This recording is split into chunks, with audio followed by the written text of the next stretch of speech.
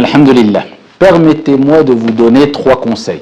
Je pourrais vous en donner plus, mais on va se contenter de 3 conseils qui vous seront bénéfiques. Et à moi le premier, Inch'Allah ta'ala, billahi tawfiq. 3 conseils qui nous permettront, Inch'Allah ta'ala, de se soigner si nous sommes touchés par de la paresse ou une forme de paresse.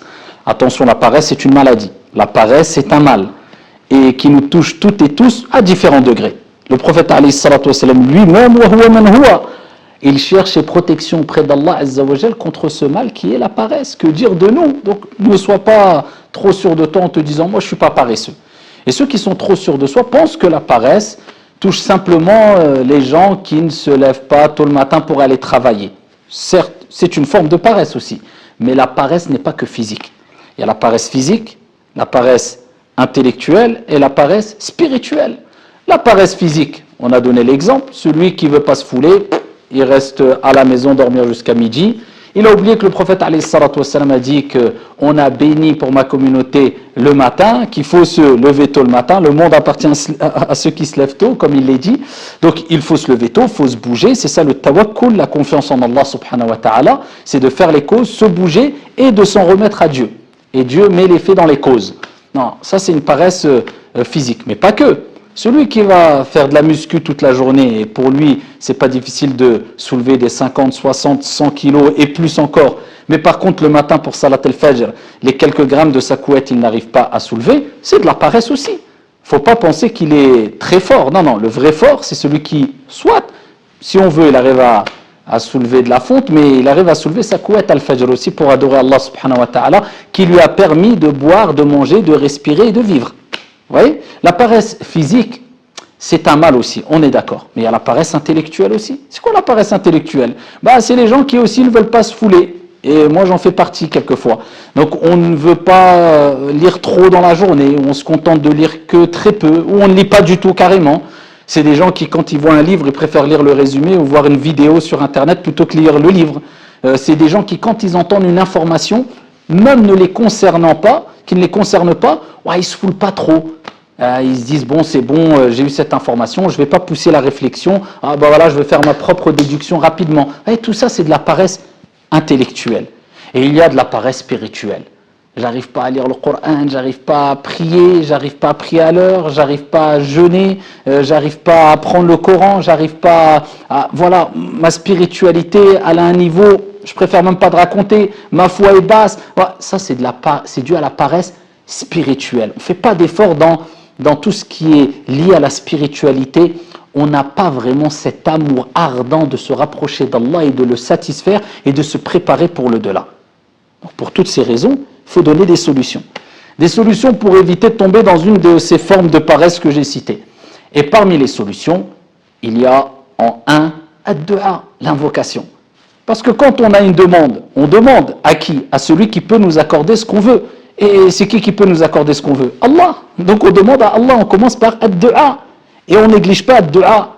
Parce que c'est souvent ad-du'a la première des choses à faire quand on a un problème, un souci ou quand on veut évoluer. C'est ad-du'a. Celui qui n'invoque pas Allah subhanahu wa ta'ala, Allah se met en colère. Parce que Allah veut que tu lui demandes. L'être humain, quand tu lui demandes beaucoup de choses, il se lasse et il se détourne de toi. Contrairement à ton Seigneur tabaraka wa ta'ala, le clément, le riche par excellence. Plus tu lui demandes et plus il est satisfait de toi. Allah. Tu demandes à Allah subhanahu wa ta'ala. Ad-du'a huwa al-ibada. L'invocation, c'est l'adoration même. Et c'est ce qu'a fait le prophète alayhi salatu wassalam.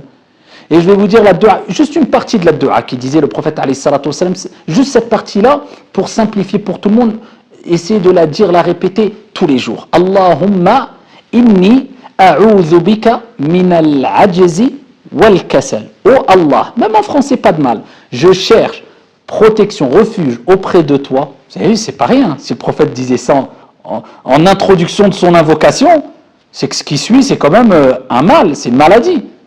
Parce que le kasal, la paresse, c'est une maladie. Oh Allah, je cherche refuge auprès de toi contre l'incapacité et la paresse. Min al-ajzi wal kasal. Allahumma inni a'udhu bika min al-ajzi wal kasal. Chaque jour, dis cette invocation-là. Ça, c'est la première des choses. Deuxième des choses.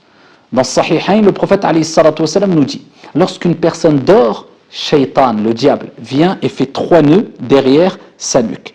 Et pour chaque nœud, il tape sur le nœud et il dit que ta nuit soit longue, dors. Repose-toi bien, rêve bien, oublie tout, naas. Et la personne s'endort. Et il fait 3 nœuds derrière la nuque. Mais pour enlever ces nœuds-là diaboliques, qu'est-ce qu'on doit faire? Et qu'est-ce qui se passe si on n'enlève pas ces nœuds-là? Eh bien, le prophète alayhi salatu wa salam nous dit, lorsque la personne se lève et évoque Allah, tu te lèves, tu dis juste Bismillah, ou bien Alhamdulillah. Bien sûr, il y a une invocation spécifique, entre autres, Alhamdulillahi alladhi ahyana ba'da ma amatana wa ilayhi an-nushur. Louange à Allah qui nous a donné vie après nous avoir donné la mort ou nous avoir fait mourir, et vers lui sera le retour. Mais juste au moins tu évoques Allah en disant Bismillah. Ne te lève pas en te plaignant. Oh, j'ai mal au dos, oh, j'ai passé une mauvaise nuit, oh, je suis fatigué. Non, non, non. Tu commences en louant Allah. Bismillah. Alhamdulillah. Il y a un nœud qui part.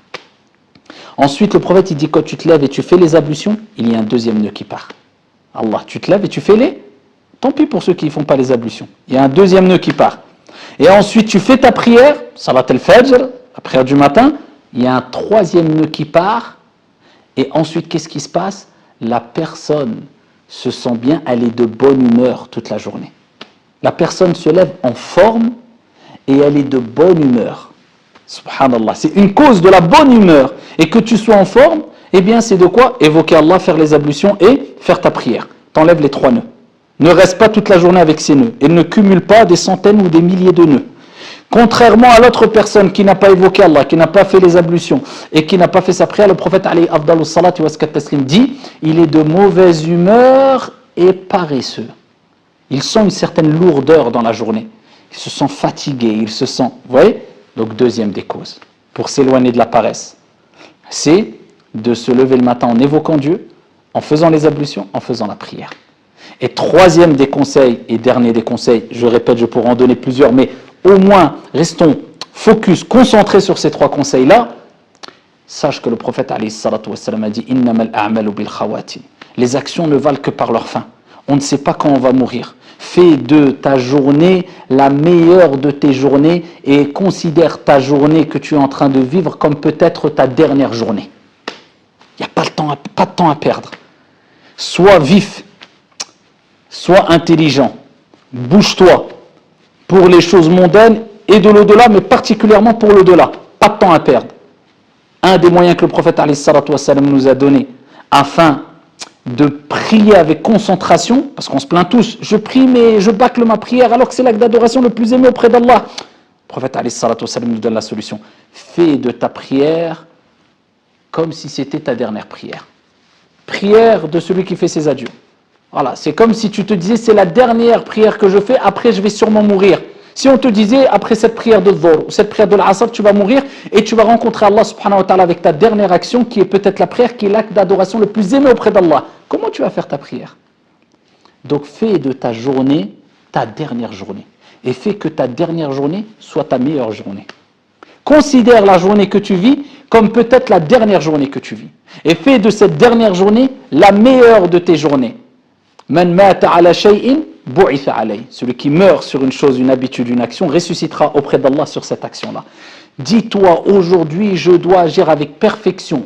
Bien sûr, al-kamal ou lillah, la perfection appartient à Allah, mais je me rapproche de la perfection au plus à travers ce qui est le plus aimé auprès d'Allah subhanahu wa ta'ala. Pas de temps pour la fainéantise, pas de temps pour la paresse, je me concentre au moins sur les choses obligatoires. Je fais mes prières à l'heure, je nourris mon cœur avec quoi? Avec la lecture du Coran, avec la lecture du Coran. Chaque jour, j'ai une partie du Coran que je réserve pour purifier mon âme et j'essaye de faire du bien tout au long de la journée. Et en fin de journée, examen de conscience, le bilan. Est-ce qu'on fait un examen de conscience quand on finit notre journée? Est-ce qu'on fait le bilan? Oui, on fait peut-être le bilan des comptes quand on a un commerce, on va prendre la caisse et on regarde combien il y a. Bon, ça va rester derrière toi, la caisse, l'argent et dunya. Non.